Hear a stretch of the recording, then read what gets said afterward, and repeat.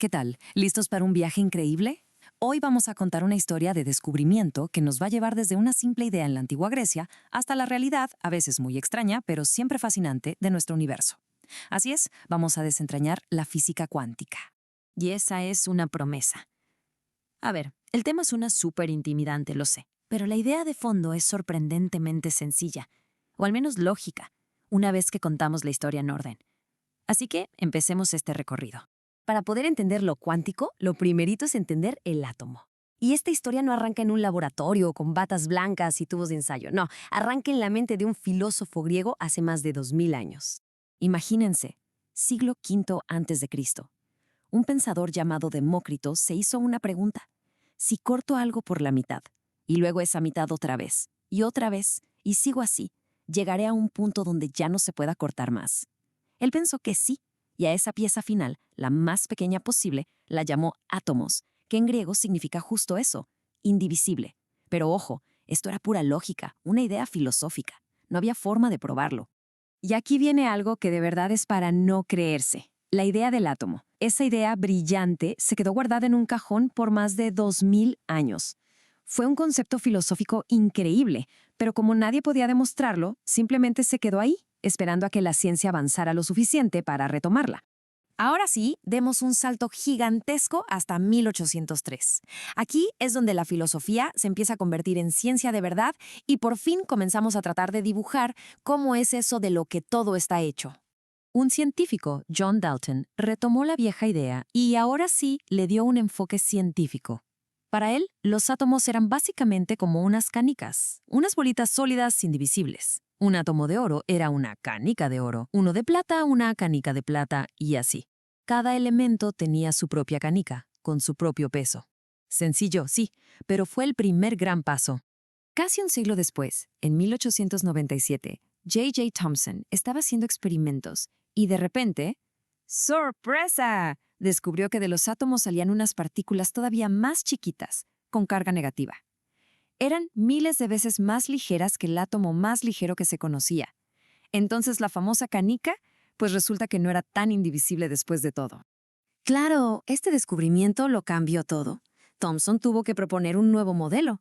Para él el átomo ahora era como una especie de pastel de pasas. Imaginen una esfera de masa positiva y por ahí, incrustadas, estaban estas nuevas partículas negativas, los electrones, como pasitas en un panqué. El modelo del pastel de pasas sonaba bastante bien, la verdad, pero no le duró mucho el gusto.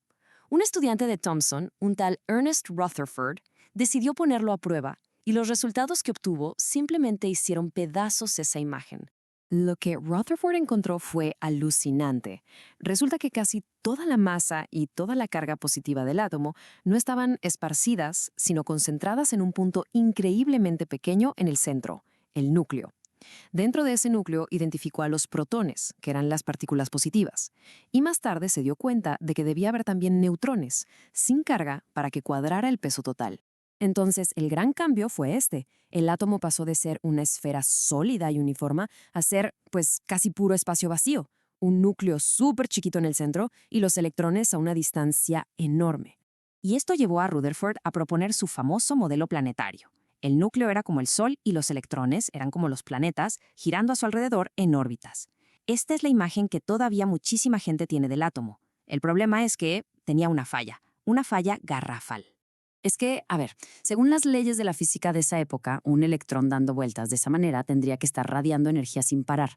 Y si pierde energía, pierde velocidad y tendría que caer en espiral hasta estrellarse con el núcleo en una fracción de segundo.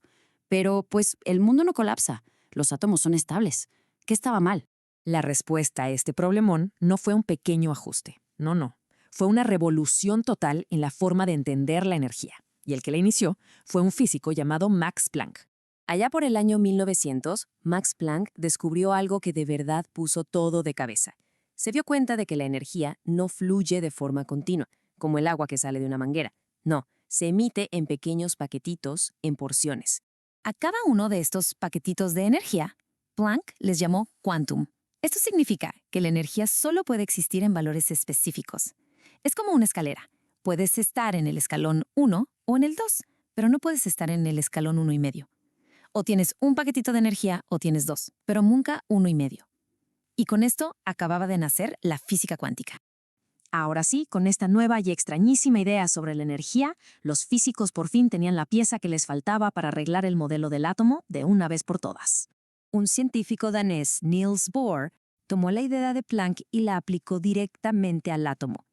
Lo que propuso fue que los electrones no podían orbitar a cualquier distancia del núcleo, así nomás. No, solo podían existir en ciertas órbitas permitidas, y cada órbita tenía un nivel de energía específico, fijo. Las órbitas estaban cuantizadas. Y esto resolvía el gran problema. Un electrón, al estar en una de sus órbitas permitidas, simplemente no puede perder energía y caerse.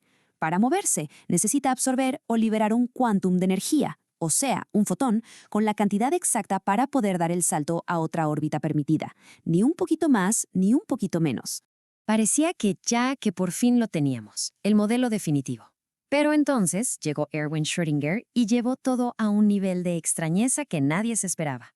Sugirió que dejáramos de pensar en el electrón como una pequeña bolita y empezáramos a verlo como una onda. A ver, este cambio es fundamental. La órbita de Bohr era como una pista de carreras, un camino definido para una partícula.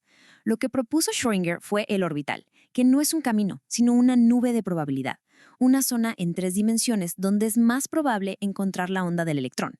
O sea, el electrón no está en un punto exacto, su existencia está como repartida en toda esa región. Y bueno, así llegamos al modelo atómico que usamos hoy, un lugar muy extraño gobernado por probabilidades, no por certezas. Y esto nos deja con una última idea para darle vueltas en la cabeza.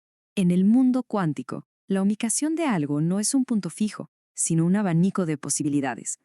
Y esa idea no solo describe cómo funciona un átomo, sino que pone en jaque nuestra percepción más básica de la realidad. Algo en que pensar la próxima vez que miremos todo lo que nos rodea. Nos vemos en la siguiente.